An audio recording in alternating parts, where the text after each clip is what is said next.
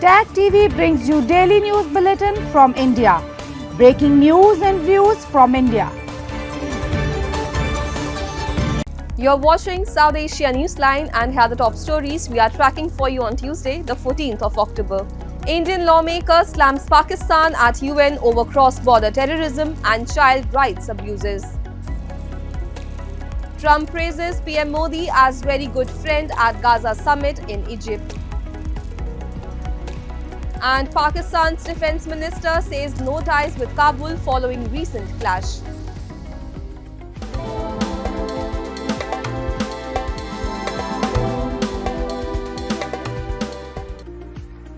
And now for all the details. India on Monday slammed Pakistan at the United Nations General Assembly for cross-border terrorism and its grave violations of child rights. Speaking on the agenda for the promotion and protection of child rights, Nishikant Dubey, a lawmaker from India's ruling BJP, said that Pakistan remains among the most serious violators of the global child protection agenda. Dubey referred to the April 22 terrorist attack in Pahalgam and said the international community has not forgotten the brutal, targeted attacks carried out by Pakistan-trained terrorists.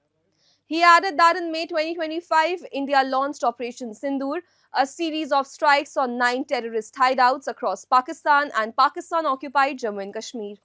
Speaking on promotion and protection of child rights, Dubey reaffirmed India's commitment to child welfare, highlighting initiatives such as Child Helpline 1098, which provides emergency assistance to children, and steps taken to counter child trafficking.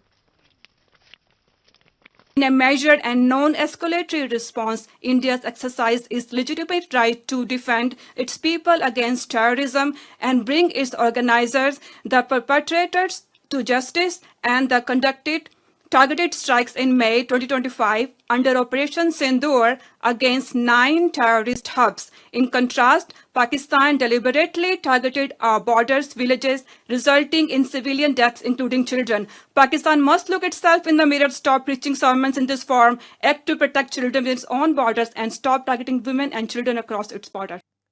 US President Donald Trump on Monday praised India and Prime Minister Narendra Modi, saying India is a great country with a good friend of mine at the top.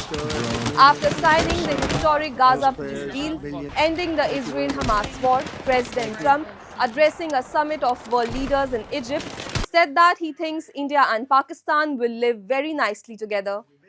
Trump has been claiming to resolve 7 conflicts till now, including the one between India and Pakistan. However, India and Pakistan reached an understanding on May 10 to end the conflict after 4 days of intense cross-border drone and missile strikes. India launched Operation Sindoor on May 7, targeting terror infrastructure in Pakistan and Pakistan-occupied Kashmir in retaliation for the April 22 Pahalgam attack that killed 26 civilians. India is a great country with a very good friend of mine at the top, and has just done a fantastic job. And I think that Pakistan and India are going to live very nicely together. And Pakistan's Defense Minister Khwaja Asif on Monday said that there are currently no ties between Islamabad and Kabul following the recent clash on the Pak-Afghan border over the weekend, the Dawn News has reported. While speaking on Pakistan's Geo News program, he said that hostilities between the two countries could resume at any time.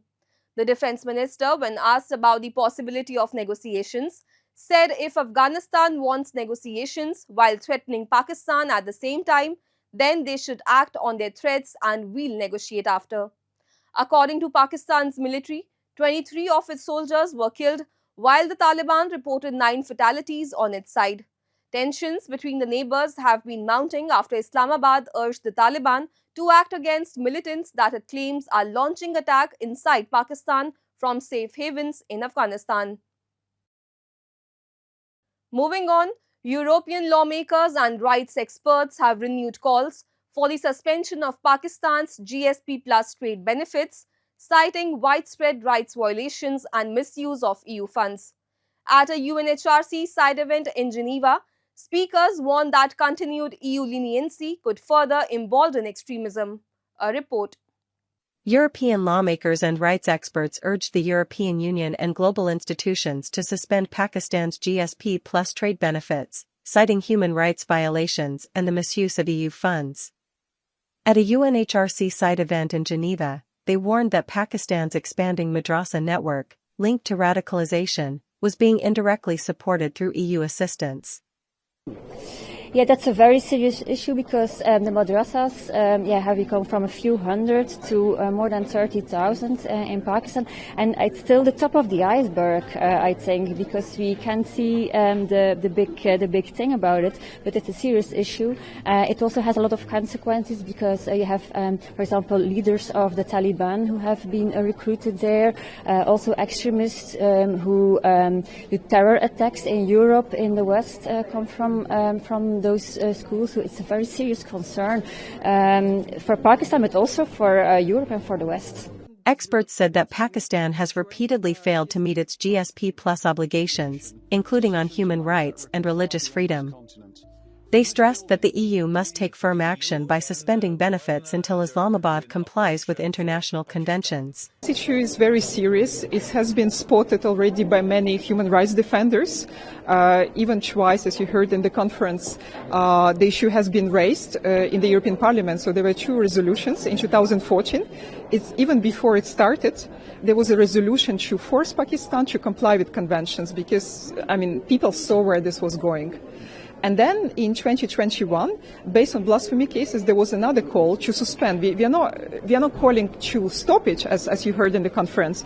We are calling to suspend it until Pakistan meets criteria of GSP Plus. And this is a value-based mechanism. It's values, so Pakistan has to implement values in exchange for money, for trade benefits. And the Judicial Inquiry Commission investigating the September 8 and 9 violence in Nepal has received about a dozen complaints so far. According to the Commission, 2 private companies have filed complaints detailing the massive losses, some from families of victims, demanding criminal action against those in power at the time, while other complaints were filed by the police, citing the burning of offices and looting of weapons, reported the Kathmandu Post. Formed on September 21 and led by former Judge Gauri Bahadur Karki, the Commission is preparing to record statements from police, starting from constables up to senior officials, and later plans to question political leaders such as former PM KP Sharma Oli and former Home Minister Ramesh Lekhak. The Commission has also sought reports from prisons, the Supreme Court, political parties, and business bodies on property damage. It will also review media reports and complaints from youth and student wings of major political parties as part of its ongoing probe. And Google on Tuesday announced a $15 billion investment over 5 years to build its largest AI data center outside the United States in India's Visakhapatnam. In an event in New Delhi, Google Cloud CEO said the facility, with the initial capacity of 1 gigawatt, aims to accelerate India's AI mission and strengthen cloud and data infrastructure. Google said the initiative would create significant economic and societal opportunities for India and the US, potentially generating over 180,000 jobs. This comes amid a tense India-US trade environment, including a 50% tariff on Indian goods, though Google emphasized its long-term commitment to India. Microsoft and Amazon have similarly invested heavily in data centers in India, reflecting the country's growing importance as a digital market. Part of a global network of AI centers in 12 different countries, but it is, as I said, the largest one that we will be building anywhere in the world outside the US. In addition to that, we're also pleased that we will be making Visakhapatnam a global connectivity hub. Data is the new oil, and data centers are the new refineries. At this juncture, I believe it's not about Andhra Pradesh playing an important role in India, but India playing an important role on the global landscape. That's all in tonight's edition. We will see you same time tomorrow. Good night.